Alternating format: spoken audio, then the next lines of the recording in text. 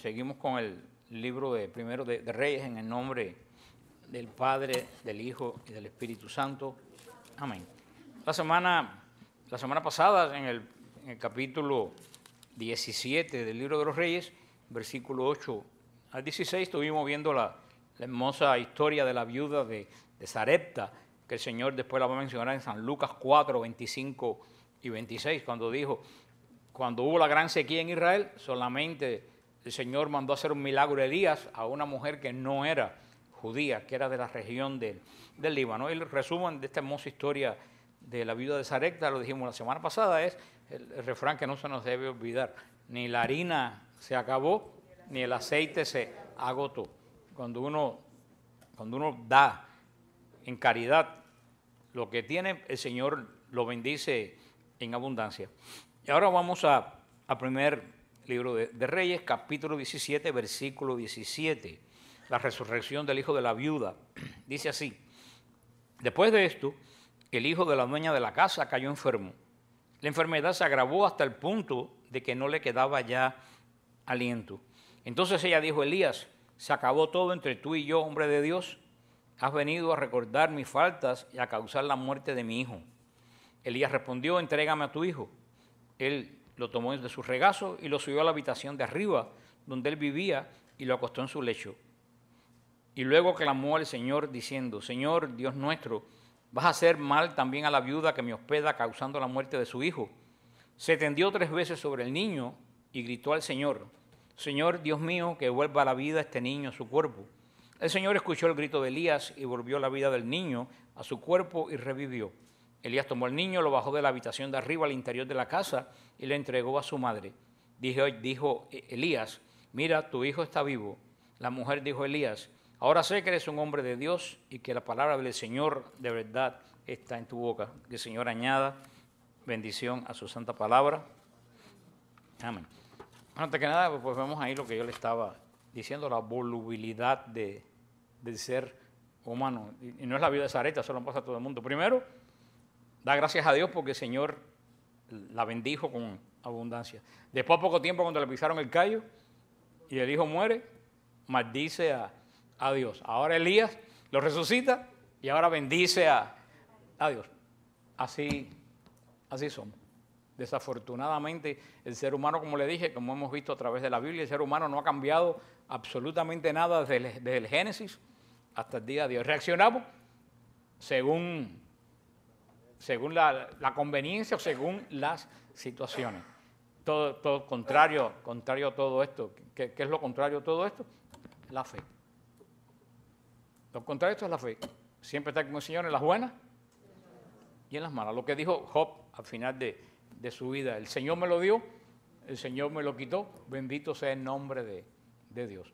Pero qué difícil es lograr eso. Porque usualmente nosotros no nos movemos por la fe. Usualmente nosotros nos movemos por las emociones. Y siempre le he dicho que lo más contrario que hay de la fe es la emoción. Pero vemos que tanto en el Líbano hace 3000 años como ahora, pues esta es lo que marca al ser humano.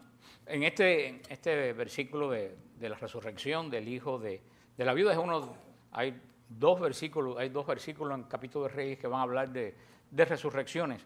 En este caso es un hombre de Dios el que causa la resurrección, pero observemos que para que el niño resucite, Elías mantiene el contacto con el cuerpo muerto del niño. ¿Se acuerdan? Se acuesta encima del niño. Este es el gran principio de la resurrección. El gran principio de la resurrección es que implica un contacto con la vida. Por eso siempre que el hijo de la viuda de Naín, ¿qué es lo que hacía Jesús? Lo tocó. Es la vida que toca, ¿qué cosa? La muerte. La vida que toca la muerte y que engendra, ¿qué cosa? Vida donde hay muerte, cuando se viene de Dios. Porque Elías pudo hacer este prodigio, este milagro. De hecho, Elías hizo este milagro. ¿Por qué? Porque estaba en contacto con Dios. Él clamó a Dios, era un hombre de Dios, un hombre que había hecho la voluntad de Dios y el Señor lo escuchó. En la actualidad, nosotros tenemos que estar en contacto con Dios y con Jesucristo si verdaderamente queremos que el Señor obre maravillas a través de nosotros. Cuando una persona no está en contacto con Jesucristo y quiere obrar maravillas en el nombre de Jesús, lo que se convierte es en un chamán o en un hechicero con nombre de cristiano. Eso es lo que muchas veces pasa hoy en día. Hoy en día hay una gran dicotomía muchas veces entre la gente que hace servicio de sanación y todo eso y su vida de oración. Si la persona no está en comunión con Dios, es muy difícil que el Señor, puede ser que suceda, pero es muy difícil que el Señor haga una obra a través de esa palabra. Esto es uno de los grandes milagros del Antiguo Testamento, cuando dice, el alma volvió al niño y revivió. Eso es uno de los grandes, como dijimos, es un gran milagro, pero eso también sucede en cada uno de nosotros. ¿Ustedes saben dónde? En la confesión. En la confesión, vamos a la confesión y ¿cómo estamos? Muertos espiritualmente. Y la vida de Dios regresa. A nosotros sí que los grandes milagros el Señor los sigue haciendo, solamente que en el Antiguo Testamento, en este caso, fue un milagro de forma física, de forma material, y día a día se da en la iglesia. Como es de forma espiritual, pues la gente no le presta atención, no le presta. Hoy en día lo que queremos es las cosas que se notan, las cosas que se ven, es lo que buscamos hoy. Y desafortunadamente la fe ni se nota ni se ve. Entonces por eso pues no está de moda, Y por eso que siguen la gente sigue toda esa gente que hacen grandes, o que dicen que hacen grandes signos, porque la gente lo que está buscando es la parte material de la fe. Y no creemos en el Señor, pero sí creemos en cualquier pócima que aparezca mañana, que dice que cura el reuma, quita las hemorroides, quita la depresión, quita el sarpullido. Entonces vamos y compramos y nos tomamos todos esos pomos pensando que va a ser todas esas maravillas. Y hasta ahora yo no he visto ninguno que cure absolutamente nada. Y si tú lees las contraindicaciones, mejor que no las lees. Pero lo que estamos buscando es eso, estamos buscando la parte material y muchas veces no sabemos que lo que enferma el cuerpo es el alma. Y hoy en día todo el mundo nos sale de una enfermedad, cae en otra, precisamente porque tiene el alma enferma. Por eso recuérdense que hemos dicho siempre que la confesión es uno de los sacramentos de sanación, está junto con la unción de los enfermos, es uno de los sacramentos de sanación. Pero es curioso esta forma que se tiende Elías 3 veces, fíjate como en los judíos usan mucho el número 3 sin darse ni siquiera cuenta a ellos qué es lo que están haciendo. El número 3 para nosotros cristianos, para ellos no, para nosotros los cristianos, ¿qué cosa es lo que significa? La Trinidad. Elías lo hizo por un impulso espiritual, pero ya venía prefigurando la Trinidad. Se podría ver, lo más lógico es que Elías se hubiera echado sobre el niño 7 veces, que es el número que usan los judíos para significar el pacto. Sin embargo, no se echa 7 veces, se echa 3 veces, un número inusual en el Antiguo Testamento. Ahí vemos la acción de Dios prefigurando que quién es el dador de vida, la Santísima Trinidad, el Padre, el Hijo y el Espíritu Santo. Resumiendo esto que falta del capítulo 17, tenemos que ver que Elías tuvo que aprender, ¿se acuerdan la semana pasada? Que él era como el lecho seco de un arroyo. ¿Se recuerdan que Elías estaba al lado de un arroyo? ¿Qué le pasó al arroyo? Se secó. Elías tuvo que darse cuenta que él era como una tinaja vacía. ¿Cómo estaba la tinaja de la viuda? Vacía. Y como este joven se tuvo que dar cuenta que el Señor le fue hablando de estas 3 formas, que como este joven, él era un cuerpo que estaba muerto. El Señor, esto fue una pedagogía que el Señor usó con Elías. Les repito, porque el Señor habla muchas veces en los signos. Lo que pasa es que muchas veces uno, al no estar atento a la voz de Dios, no reconocemos los signos. ¿Cuántas cosas el Señor nos habrá dicho a través de los signos? Y nosotros no lo hemos captado. Pero Elías era un hombre que estaba acostumbrado a captar los signos de Dios. A ver, porque a veces, yo lo dije la semana pasada, a ver si alguien se acuerda, porque Elías era un hombre que estaba acostumbrado a captar los signos de Dios. Menos mal que no dije que iba a rifar un viaje a Israel.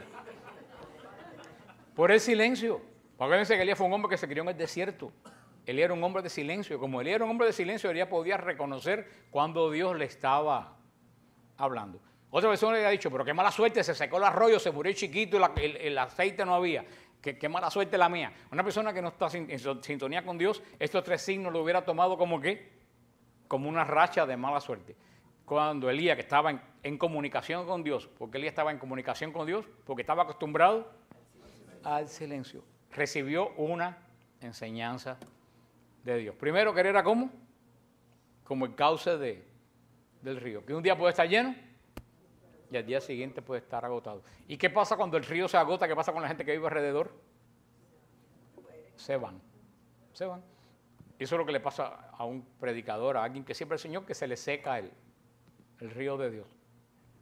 ¿La gente se da cuenta? A lo mejor eso es lo que me está pasando a mí, por eso la gente no viene. Lo malo del caso es que me ven por internet. Eso es lo triste del caso, porque yo estaba discutiendo con Jorge ahí que según el monitor ese que cuenta, están entrando todos los días al website de 700 a 800 personas. O sea que es una cantidad increíble. Yo dije, la verdad que esto va a ser un ministerio pues cibernético. A eso el Señor. Y eso es bueno porque se puede llegar a todos los lugares, pero también es malo porque se pierde contacto con la gente. Tiene su ventaja. La ventaja que puede llegar a Nueva Zelanda, puede llegar a Australia, montones de lugares que llegamos. La desventaja que se vuelve algo totalmente impersonal. Que a eso es donde está llevando los medios de comunicación a la familia, al trabajo. Antes en el trabajo la gente tenía relación unas personas con otras, está todo el mundo metido en la computadora. Antiguamente cuando iba al gym, todo el mundo en el gimnasio hablaba y se hacían amistades y se hacían chistes. Ahora tú vas al gimnasio y nadie habla, todo el mundo va con sus cosas aquí. Y yo veía ayer un novio con la novia y los dos con... O sea que, y eso es muy preocupante, porque no nos estamos comunicando. Y cuando esa gente ahora que están fuera de la comunicación tengan hijos, por eso alguien me estaba diciendo una vez que cree muchas veces que este problema de que hay tanto autismo es un problema espiritual, porque a eso vamos. Hay una opinión de esa persona, ¿no? Pero fíjate, ¿qué cosas hacen los autistas? Replegarse ¿y a qué estamos yendo? Tú vas al gimnasio, es todo el mundo con su... Ya nadie habla con nadie, ya nadie conoce a nadie. Antes era un lugar social, ya no se oye ni una voz. Todo el mundo metido en su... Llegan a la casa y ¿qué están haciendo los niños? Metidos en su teléfono. Tú no ves como cada vez el hombre se va metiendo más para adentro, pero no para el espíritu, para el alma, porque el alma y el espíritu son una cosa diferente. El alma es la relación entre el cuerpo y el espíritu. Pero tú dijeras, si van a enriquecer el alma, pero no van a enriquecer el alma, lo que van es a disociarse de los que los rodean. Y detrás de eso, para mí, que está alguien, el que no quiere que los seres humanos se relacionen. Y ese es el gran peligro, el reto que tiene la iglesia, que nosotros somos una congregación, somos una comunidad. Si la iglesia pierde ese sentido de uno de familia, como dice Carlos, y a eso es lo que, desafortunadamente, yo soy un profeta, yo no resucito a nadie, pero soy un profeta de calamidades. Pero a mí nunca se me olvida, esto nunca se me olvida porque es la única vez en 22 años que dieron queja de mí en la parroquia de San Hugo. Única vez en 22 años que alguien dio queja. Yo daba las clases de bautismo, esa persona dijo que yo era muy negativo, que le metía miedo a la gente. ¿Usted sabe lo que yo dije como el 2002, 2003, qué fue lo que yo dije? Que esa generación de niños que teníamos de los juegos, el gran problema iba a ser que cuando fueran teenagers iban a estar matando a otros teenagers. Y dijeron que era un exagerado, que yo estaba metiéndole miedo a las personas. Esos niños que en ese momento ahora tienen 15, 16, 17 años. ¿Qué es lo que estamos viendo? Lo que yo dije.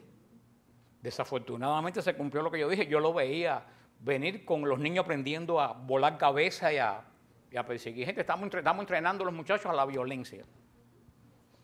¿Qué es lo que han hecho de niños? Matar y volar cabeza. Cuando tienen un problema, ¿qué es lo que hacen? Exactamente lo mismo. Yo ahora estoy diciendo eso como yo veo, hablando en esto de Elías y el cauce, como cuando el cauce se seca, la gente se va. No hay comunión entre el cauce y la gente que están alrededor. ¿Para qué? Para beneficiarse del cauce. No estamos viendo cauces estériles. Y sinceramente yo no sé, no quiero hacer predicciones, pero sinceramente el futuro yo no lo veo muy halagador. Veo un futuro de gente cada vez más metida, como autistas, cada vez metidos en sí mismos sin ningún tipo de auto. Yo de verdad que eso fue hace 2 días, yo me sorprendí cómo este par de novios estuvieron todo el tiempo sin hablarse, oyendo, y estoy seguro que cada cual estaba oyendo música distinta. O sea, totalmente descomunicado.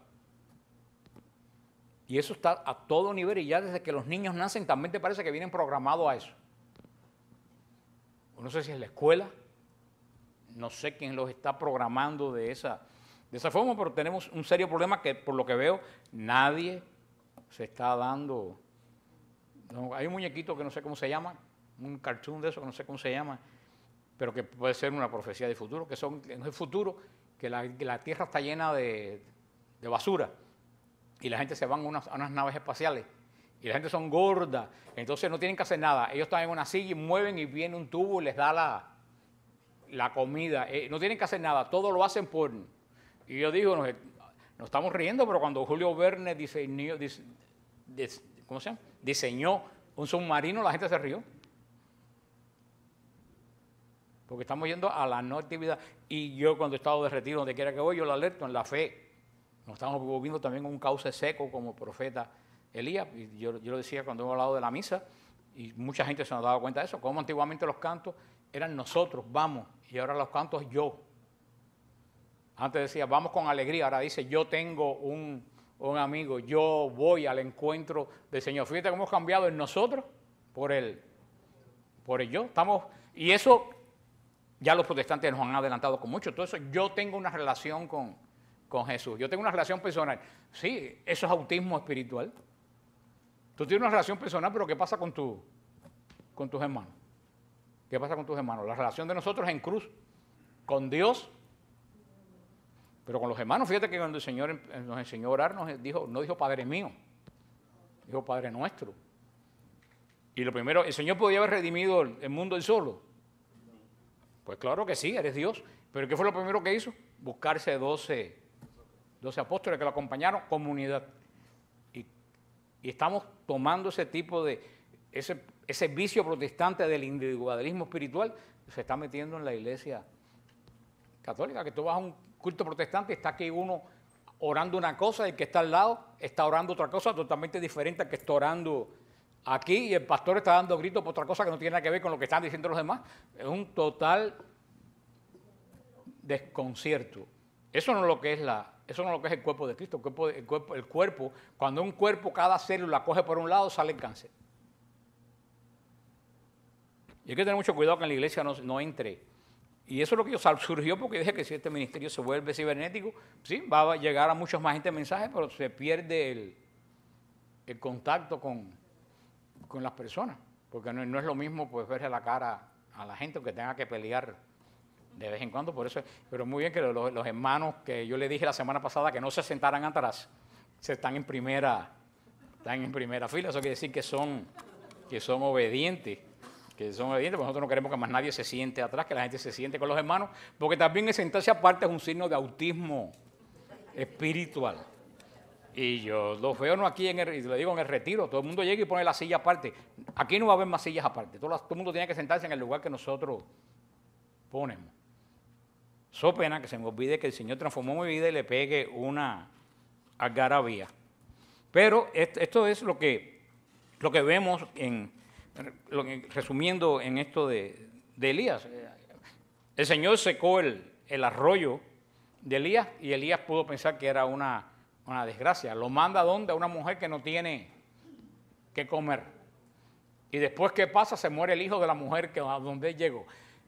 Desde el punto de vista humano, esto es un desastre. Nosotros hubiéramos dicho, Señor, ¿por qué? Desde el punto de vista espiritual, esto fue de bendición para Elías y para la mujer. Por eso en la vida de uno, cuando están pasando cosas muy seguidas, uno tiene que, en vez de ver la parte negativa, decir, Señor, ¿qué es lo que tú me estás diciendo? ¿A dónde tú me quieres llevar? ¿Qué lección tú me estás dando? Claro que eso lo podemos hacer cuando estamos atentos a los signos del Señor. Y estamos atentos a los signos del Señor cuando hacemos silencio. Y entramos en el capítulo 18.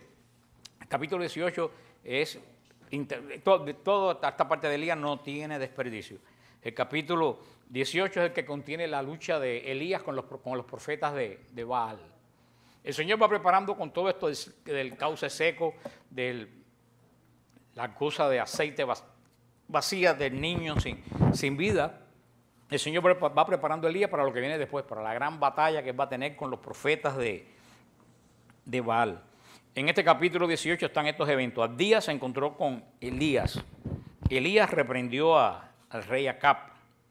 También tenemos la batalla de Elías con los profetas de Baal y la muerte de los profetas de Baal. Y la oración que logró que lloviera en Israel. Acuérdense que dijimos que la lluvia en Israel era de objeto espiritual. Recuerda que dijimos eso. Dijimos que Israel necesitaba agua porque Jordán no proveía agua. Cuando Israel se apartaba de Dios, la forma que tenía el Señor de decirle, están mal, es parar la lluvia. Hablamos la semana pasada de lo importante que es la lluvia en Israel. El conflicto fue escatológico, fue sensacional. Cuando Elías solo desafió a 450 profetas de Baal. Cada vez que vamos a Israel, nosotros vamos al lugar donde Elías desafió a Baal, a los profetas de Baal, donde pidió fuego del cielo, y vamos al lugar donde mataron a los profetas de Baal. Todos los lugares son totalmente identificables. Como vamos pues este capítulo 18, donde es tan interesante, dice el versículo 1, pasado mucho tiempo llegó la palabra del Señor Elías. Ustedes ven como el Señor dice pasado mucho tiempo, no sabemos qué tiempo. El Señor no hablaba continuamente con los profetas, pasaba tiempo en que el Señor no hablaba. Pasado mucho tiempo llegó la palabra del Señor Elías, al tercer año, o sea, tuvo 3 años que el Señor no habló, un profeta 3 años que el Señor no le dirigió la palabra, diciendo, vete, déjate ver de Ahab, pues voy a conceder lluvia sobre la superficie de la tierra. Elías partió para dejarse ver de Ahab. El hambre arreciaba en Samaria. El Señor estaba entonces preparando a Elías para ser utilizado en la gran misión de luchar contra el paganismo que había entrado Jezabel en Israel. Elías había aprendido la lección de las limitaciones que él tenía y cómo Dios cuando quiere proveer, provee ilimitadamente. Todo estaba preparado para eso, diciéndole Señor, tus medios son muy limitados. Tú no puedes conseguir agua si yo no te la doy. Tú no puedes conseguir comida si yo no te la proveo. Tú no puedes dar vida si yo no te la doy. Y lo prepara ahora para enfrentarlo nada más y nada menos que la persona que había salido huyendo. ¿De quién había salido huyendo Elías? De Acab. Y ahora tiene que volver a Acab. ¿A quién le recuerda usted de eso? A Moisés. Por eso el Señor casi siempre te lleva donde tú no quieres ir. Si donde tú vas, donde tú quieres, lo más seguro que el Señor no tenga nada que ver con eso. Cuando la voluntad de Dios coincide con tu voluntad, está muy sospechoso el asunto. Dice así, Ahab llamó a Abdías, mayordomo de palacio. Abdías era profundamente temeroso de Yahvé. Cuando Jezabel exterminó a los profetas de Yahvé, Abdías había tomado a 100 de ellos y los había ocultado en una cueva en 2 grupos de 50, alimentándolos con pan y agua. Ahab dijo a Abdías, vete por el país, por todas las fuentes y torrentes, tal vez encontremos hierba y vivan los caballos y mulos, y no nos quedemos con el ganado exterminado. Se repartieron el país para recogerlo. Ahab se fue solo por un camino y Abdías solo por el otro. Estando Abdías de caminos, Elías salió a su encuentro, lo reconoció y cayó rostro en tierra y le dijo, ¿eres tú Elías, mi señor? Le respondió, yo soy, vete y di a tu señor, Elías está aquí. El Señor añada bendición a su santa palabra. Vemos la gran sequía que había, no había ni siquiera hierba para los animales y pues finalmente el Señor va a preparar el encuentro de rey Acab con Elías y salen a buscar. El Señor los lleva, porque el motivo no eran ellos por buscar comida para los animales. El Señor usó este motivo para que ellos tuvieran un encuentro con Elías, porque como siempre le digo, cuando el Señor quiere, es el que va guiando a la persona por los caminos que Él quiera. Y Elías sale al encuentro de este hombre a decirle las palabras que él tiene que escuchar. Por eso Elías es el gran profeta del Antiguo Testamento. Como le dije a la empresaria, para empezar que no hay libros de Elías ni nada de eso, es el gran profeta, el que va a enfrentarse con el rey del momento y con los falsos sacerdotes y adoradores de Baal. Y verdaderamente que falta hacer otra vez de nuevo en la iglesia el espíritu de Elías. Hace una gran falta en la iglesia el espíritu de Elías. Gracias a Dios siguen todavía en la iglesia los espíritus de Elías. No sé si ustedes vieron, los que siguen en Facebook, que puse el discurso de esta muchacha, la rumana, en el sínodo. Esa mujer es otra Elías. Si a mí me piden hablar en el sínodo, yo no hubiera dicho nada mejor que lo que dijo ella al Papa y a todos los padres sinodales. Y se lo dijo bien claro. El problema no es el medio ambiente, ni es el calentamiento global, el problema es el pecado. El pecado es lo que lleva a todos los demás. Estamos yéndonos por la orilla y no estamos viendo que lo que causa todo lo que estamos describiendo es sencillamente el pecado. Los matrimonios, ¿por qué están mal? Por el pecado. ¿Por qué está mal la familia? Por el pecado. Se lo dijo al Papa, a todos los estamos yéndonos por la orilla y no estamos dando cuenta que la iglesia está llamada no a salvar las matas, sino a salvar al hombre del pecado de sí mismo. Esa muchacha que es rumana, católica griega de Rumanía, que es una doctora y que sufrió la persecución del comunismo allí su padre, de verdad que fue una verdadera. Si no, entren al website mío y lo pueden encontrar. El discurso vale la pena leer detenidamente, no tiene una sola palabra de desperdicio el discurso de esta muchacha. El Señor sigue levantando profetas en la iglesia y lo seguirá levantando. El problema es que si hay personas que oigan a los profetas, sigue diciendo. Bueno, vemos que siempre en todos los lugares no todo el mundo es malo. Vemos que en la época de Ahab había una persona en el entorno de Ahab que era bueno. ¿Quién era? Abdías. Abdías salvó a 100 profetas de Yahvé. Parece que era buen negocio ser profeta, porque había 100 profetas de Yahvé, y cuando Jezabel mandó a matar a todos los profetas del Dios de Israel. Abdías era un hombre que, a pesar que trabajaba para Acab, temía a Dios. Y mira qué interesante, porque el Señor nos dice cosas muy interesantes. Aquí fíjate que cuando Abdías, que era temeroso de Dios, primero lo dice la palabra de Dios, que Abdías era un hombre temeroso de Dios. Cuando se encuentra con Elías, ¿qué es lo que hace? Se postra. ¿Y qué le dijo Elías? Levántate, idólatra. No, Elías no le dijo nada, dijo, soy yo, Elías.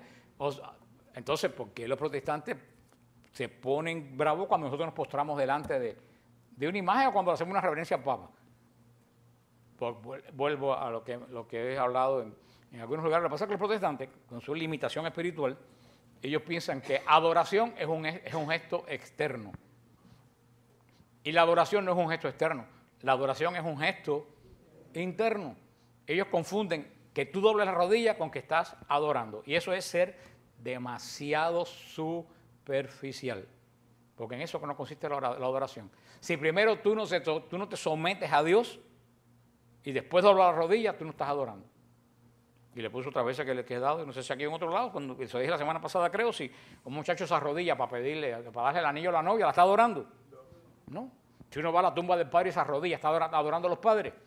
No. O sea, que la adoración no es un signo externo. La adoración es un movimiento interno del espíritu. Por eso Elías sabía muy bien que cuando este hombre, cuando Abdías se arrodilló delante de él, la intención de Abdías no era adorar. Era un signo de ¿qué? De reverencia, de respeto. Por eso no le llamó la atención. Tal como los ángeles, cuando Job se postró y Abraham se postró también delante de los ángeles le dijeron algo a Job. No. Sin embargo, cuando en el Apocalipsis dice que Juan se postra delante del ángel para adorarlo, el ángel le dijo, levántate que yo soy consiervo tuyo. Y ahí lo explica muy bien. Juan se iba a postrar ¿para qué? Para adorar al ángel. Por eso el ángel le dijo, no, levántate. Sin embargo, Job se postró delante de un ángel y no le dijo nada. Porque la adoración no consiste en un signo externo. La adoración consiste en un movimiento de tu voluntad interna de someterte a Dios. Y yo les he contado, no sé si aquí, porque en tantos lugares voy, este muchacho de Facebook de Guatemala que me escribe que él se fajaba con un protestante del barrio que le decía que los católicos eran idólatras porque se arrodillaban delante de estatuas. Tú sabes que en los países de nosotros las iglesias no tienen aire acondicionado ni tienen las ventanas y las puertas abiertas. Y él pasó por la iglesia del protestante del muchacho y miró para adentro y vio que estaba todo el mundo arrodillado delante del pastor. Y él se paró por la ventana y gritó: ¡idólatra! Y después cuando el amigo de él le reclamó que por qué hizo eso, le dijo: porque ustedes estaban arrodillados delante del pastor. Si tú dices que soy idólatra porque me arrodillo delante de un santo, tú eres un idólatra porque estás arrodillado. Si no, nosotros no estábamos orando al pastor, nosotros estábamos orando con el pastor. Y él dijo: eso es lo que hacemos en la iglesia, nosotros no le oramos al santo, nosotros oramos con los santos. Y por eso vemos que es muy interesante, por eso lo pueden anotar ahí para cuando vengan y le hagan algún cuento extraño, que Abdías se arrodilló, que era un hombre de Dios, lo dice aquí claro, delante de Elías, y Elías pues no lo respondió. Sigue diciendo en el versículo 8, él respondió: soy yo, vete y di a tu señor, Elías está aquí. Respondió: ¿qué pecado he cometido? Así entregas a tu siervo en mano de Ahab para que me mate. Vive el Señor tu Dios, que no hay pueblo ni reino donde mi Señor no haya enviado a alguien a buscarte. Y le decían: no está aquí. Y hacía jurar al pueblo o al reino de que no te habían encontrado. Y ahora tú dices: ve y dile a tu Señor, Elías está aquí. Entonces, ser siervo del Señor no es fácil. Casi siempre el Señor te manda a decir lo que tú no quieres decir. Cuando tú estés loquito por decir algo y lo dices, eso no viene de Dios. En el versículo 12, cuando me alejé de ti, el Espíritu del Señor te llevará donde yo no sepa. No te encuentra. Vamos en el 11. Y ahora tú dices: vete y di a tu Señor, Elías está aquí. Cuando me aleje de ti, el Espíritu de Yahvé te llevará donde yo no sepa. Entonces llego y aviso a Ahab, pero no te encuentra y me mata. Sin embargo, tu siervo es temeroso del Señor desde su juventud. Nadie ha hecho saber a mi Señor lo que hice cuando Jezabel mató a los profetas de Yahvé, que oculté a 100 de los profetas, de 50 en cada una cueva, y los alimenté con pan y agua. Pero tú me dices: ve y di a tu Señor, Elías está aquí, me matará. Elías respondió: vive Yahvé Sabaoth, a quien sirvo, que hoy me haré ver de él. Y es entendible cuál era el miedo de Abdías, que le dijera que Elías está aquí, que Elías se fuera. Imagínate tú la que iba a formar. Pero Elías no había salido para esconderse de Acab. O sea, Elías había salido al encuentro de Acab por mandato del Señor. Fíjate, cuando se usa la expresión Yahvé, que no es Yahvé, está mal puesto ahí. Un judío nunca hubiera dicho Yahvé Sabaoth. Los judíos dicen Adonai Sabaoth, el Señor de los ejércitos. Cuando un judío se refiere a Dios como el Señor de los ejércitos, es que hay combate. Porque Adonai Sabaoth quiere decir el Dios de los ejércitos. Y esa expresión nada más que se usa cuando va a haber un combate espiritual. Por eso, ya que sabemos que Elías dice: vive Adonai Sabaoth, que hoy me va a ver, sabemos que ahí, a partir de ahí ya sabemos lo que hay. Ahí va a haber problemas, ahí va a haber verdaderamente lío, como dice el Papa Francisco. Y ahora en el versículo 16 llega el encuentro de Elías y Ahab. Abdías fue al encuentro de Ahab y le dio aviso. Ahab partió al encuentro de Elías y al verlo le dijo: ¿eres tú, ruina de Israel? Él respondió: no soy yo quien ha arruinado a Israel, sino tú y la casa de tu padre, por abandonar los mandatos de Dios y seguir a los Baales. Pero ahora haz un llamamiento y reúne en torno a mí a todo Israel en el monte Carmelo, y especialmente a los 450 profetas de Baal que comen a la mesa de Jezabel. Que eso añada bendición a su santa palabra. Vemos aquí, este es un encuentro de titanes. Por supuesto, Ahab ve llegar a Elías. ¿Y qué le dice? Tú eres la ruina de Israel. ¿Por qué? Porque no llovía. Había 3 años de sequía, no llovía. ¿Y quién Ahab pensaba que era el culpable de que no lloviera? Elías. Por eso cuando andaba buscando a Elías, Ahab pensó que era una maldición de Elías para que no lloviera en Israel. Y Elías, como buen profeta, le dice las verdades sin tapujos. Dice: no, la ruina de Israel no soy yo. La ruina de Israel, la ruina de Israel eres tú. ¿Por culpa de qué? Por culpa de los Baales con los cuales tu mujer te corrompió. Fíjate, por eso que los profetas no son populares. No se crea que Elías no era muy pacífico, que digamos. Elías era un hombre de carácter muy, muy fuerte, pero fíjate que el profeta dice lo que Dios pone en su corazón que diga. ¿Y qué cosa es lo que Dios quiere que la gente oiga? Lo que Dios quiere que la gente oiga es precisamente lo que la gente no quiere oír. Y Elías le dio un mensaje. ¿Qué es lo que no quería oír a Acab? Que la culpa que en Israel no lloviera era de él. Y lo que le permitió hacer a su mujer que corrompió el país. Por eso es que casi ningún profeta de Israel murió en su cama. Todos los profetas murieron de muerte violenta. Ninguno murió pacíficamente. Jeremías creo que serruchado. Ninguno murió. Y por eso muchas veces hoy en día a lo mejor pues no se matan a los profetas, pero se matan socialmente o espiritualmente a los profetas. No, si ese nada más que dice calamidades. ¿Qué es lo que quiere la gente?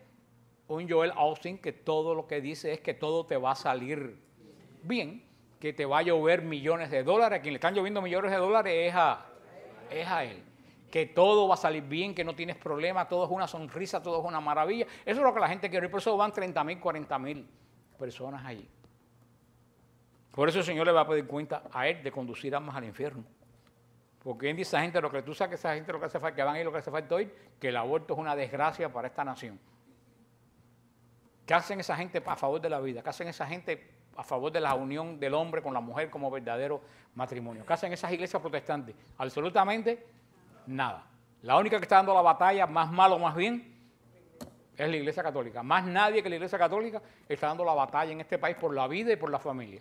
El resto de las iglesias están metidos cada cual en su business. Anunciando que te vas a tener un carro del año, que vas a tener que siembra diezmo aquí, siembra diezmo allí para que te salga. Y eso es lo que está, esos son los Acab y los Jezabel de estos tiempos. Y desafortunadamente eso es lo que la gente oye, eso es lo que la gente quiere. Recibir un milagro, llevarse algo. El otro día yo que fui a predicar a un lugar por ahí, y yo estaba hablando de eso, de cómo no tenemos que anunciar milagros para que la gente venga a llevarse a Jesucristo. Hay que predicar a Jesucristo, porque el día que no haya milagros, el día que se seque el cauce, como le pasó a Elías, ¿qué pasa? La gente se va. Y digo, como andan por ahí, porque ahora no son los protestantes, ahora resulta que hay un lugar que me llegó un flyer diciendo Domingos de Milagros. Resulta que el Domingo de Milagros era ahí donde yo estaba. Yo dije, bueno, Señor, tú me pusiste aquí para decirlo. Lo que estaban promoviendo los Domingos de Milagros eran ellos. Yo no sabía ni quién era. Pero dije, bueno, el Señor me puso para yo decir, mira, lo siento, yo no voy a cambiar lo que yo dije. Para atraer gente, tú no tienes que utilizar, ven, Domingo de Milagros. Todos los domingos donde se celebra la Eucaristía es un Domingo de Milagros. Y más yo le dije, yo particularmente yo no doy charlas los domingos. Yo creo que el domingo debe ser un día de adoración. Charlas y retiros los sábados. Porque si nos ponemos a dar charlas los domingos, quitamos el centro, ¿tú sabes de dónde? De la Eucaristía, que es el centro del domingo. Por eso para mí, en mi opinión, todos los retiros debían ser viernes y sábado. Y el domingo solamente centrado en la Eucaristía, que es el día, es el centro del domingo. Ahora, ¿por qué vamos a empezar a decir, ven a un domingo de milagro? ¿Dónde tú estás? Si tú dices un domingo de milagro, ¿dónde tú estás poniendo el énfasis? En el milagro, no en Jesucristo. Y tenemos que tener cuidado, que a veces, por supuesto que toda esta gente lo hacen con muy buena intención. Nadie lo va a hacer con mala intención. Pero es lo que dijo Benedicto 16 montones de veces, no tenemos ni podemos imitar a los protestantes. La Iglesia Católica tiene que seguir con su identidad propia y católica. Pero vemos aquí este encuentro ya terminando, porque el sacrificio de Carmelo es tan importante que lo voy a dejar para cuando venga, porque si no nos vamos a quedar a la mitad, porque el sacrificio del Monte Carmelo es fundamental. Vemos cómo aquí comienza el asunto. Elías dice, ven, esto se va a poner malo. Yo solo contra 450 profetas. ¿Quién era Elías? Un fugitivo. Un hombre que se fue huyendo de Jezabel, que Jezabel lo quería matar. Un hombre aparentemente fracasado porque se le secó el río de donde tomaba agua. Lo mandaron a casa de una señora que se iba a morir de hambre y después se murió el hijo. Eso a vista humana, ¿qué cosa es? Un fracaso. Sin embargo, para Dios era bendición porque la victoria viene al final. Acuérdate que todos esos fracasos que el Señor estaba preparando a Elías para la gran batalla que iba a dar en él. Ese hombre que estaba proscrito, que tenía miedo, que no había tenido mucho éxito, se va a enfrentar con las 450 estrellas del momento. Era patrocinado por la reina, apoyado por la reina. La gente iba a los cultos de Baal y se llenaban los cultos de Baal. Eran los populares. Elías impopular se va a enfrentar con la gente poderosa y popular. Vamos a ver quién gana en este encuentro que es apocalíptico, el encuentro de Elías. Y aquí aparece también, pues, y aunque también se ha hablado anteriormente en otros libros, el Monte Carmelo. El Monte Carmelo que va a ser central en todo esto, y el Monte Carmelo sigue siendo hasta el día de hoy pues central también en nuestra fe. No solo por el profeta Elías, sino también por la visión del profeta Elías que vamos a ver después cuando el anuncio de la nube que anunció el agua, que dicen los místicos que representa a la Virgen María que anuncia a Jesucristo. Así que vamos a dejarlo para cuando reanudamos las clases, el sacrificio del Carmelo, y seguimos con el profeta Elías. Verdaderamente, el profeta Elías no hay mucho del profeta Elías escrito, pero el profeta Elías es uno de los profetas, de hecho, más poderosos de todo el Antiguo Testamento. Por eso en el monumento que tiene el profeta Elías en la cima del Monte Carmelo, que nosotros vamos siempre ahí, en el monumento que tiene Elías, es Elías con una espada en la mano, pero la espada que tiene Elías es una llama. La espada de Elías es una llama que sube al cielo, como la espada de Elías era el poder de Dios. Como Elías no tuvo miedo de enfrentarse con 450 profetas patrocinados nada más y nada menos por la peor reina de Israel. Y a veces que nosotros, pues ante cualquier calamidad, a Elías se le secó el río. Elías fue a tocar la puerta de la persona que más hambre tenía en Sarepta. Y Elías siguió. Y nosotros, por la primera contrariedad que tenemos, nos vamos detrás de los Baales. Porque los Baales prometen y los Baales venden. Y la palabra de Dios no vende. Pero tú sabes cuál es la respuesta. Después de 3000 años, ¿dónde están los Baales? En la historia. Y el Dios de Elías sigue vive actuando. Así que ahí tonto es el que escoge a Baal. Y hoy el Baal es nuevo, patrocinada por Jezabeles nuevas. Hay Baales, todo lo que nos vende el mundo entero, que eso es Baal.